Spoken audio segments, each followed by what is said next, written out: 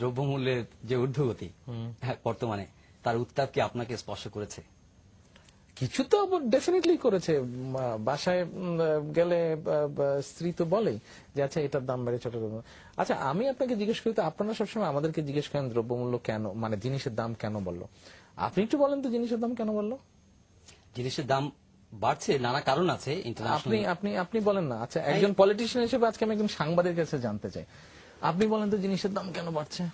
উৎপাদনের সমস্যা আছে, পরিবহনের সমস্যা আছে, আন্তর্জাতিকভাবে পণ্যের মূল্য বেড়ে যাচ্ছে, ইন্টারন্যাশনাল অয়েল প্রাইস বাড়ছে, নানা কারণ এটার সঙ্গে জড়িত আছে। আর কি কারণ? বাজারজাতকরণের সমস্যা আছে। বাজারজাতকরণের কি সমস্যা আছে? উৎপাদনের ক্ষেত্রে ধরেন আমি জানি না, I want to learn from you, I want to know from you. আপনি আমাকে বলেন যে কেন বাড়ছে।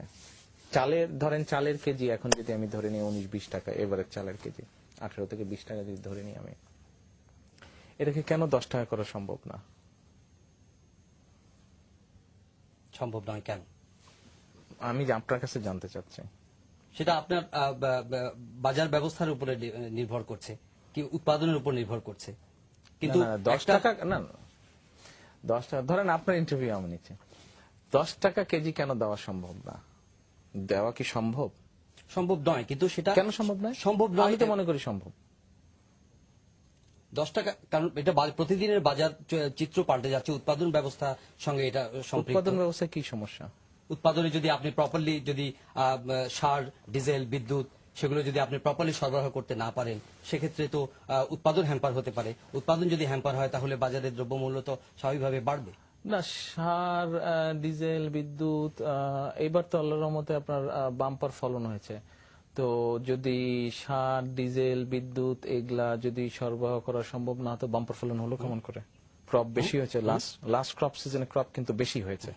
এক্সপেক্টেড যেটা গ্রোথ ছিল বা এক্সপেকটেশন যেটা ছিল আল্লাহর মতে তার থেকে বেশি হয়েছে।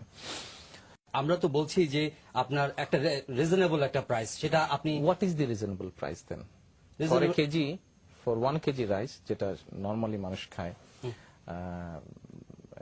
আপনার 28 বা 29 যেটা আছে, 28 বা 29 যেটা আছে চালে ইরি, তো এটা ধরেন 10-12 টাকা কেজি যদি দিতে হয়, কি করা যায়, কেমন করে দেওয়া যায়? সেটা আপনার চিন্তা, কারণ আপনার দল ক্ষমতায়, আপনি সরকার, জনগণের দায়িত্ব পালন করছেন এবং জনগণের কমফোর্টের মুশকিল বুঝলাম। তো আপনার কাছ থেকে কি জানতে পারবো না?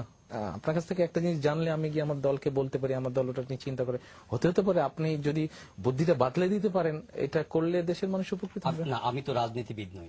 রাজনীতিবিদ না, তাহলে দেশ নিয়ে তো চিন্তা করেন। রাজনীতিবিদ হলেই কি দেশ নিয়ে চিন্তা করতে হবে? সরকার তো আমি পরিচালনা করছি, ডাজন্ট ম্যাটার সরকার আপনি প্রয়োজন, কিন্তু একটা তো উপায়, বুদ্ধি বা দেশের ভালোর জন্য তো একটা আইডিয়া দিতে পারেন। সেটার জন্য তো আপনারা ক্লিক করলে, হ্যাঁ সেটার জন্য তো আপনারা রয়েছে। না, সেটার জন্য আমরা নেই। আমরা তো ভাই আপনাদের কাছ থেকে জিজ্ঞেস করি। আমরা রাজনীতিবিদ যদি বলেন, রাজনীতিবিদ আপনাদের কাছ থেকে জিজ্ঞেস করেই তো করে। আমি তো জানতে চাচ্ছি কিভাবে সম্ভব।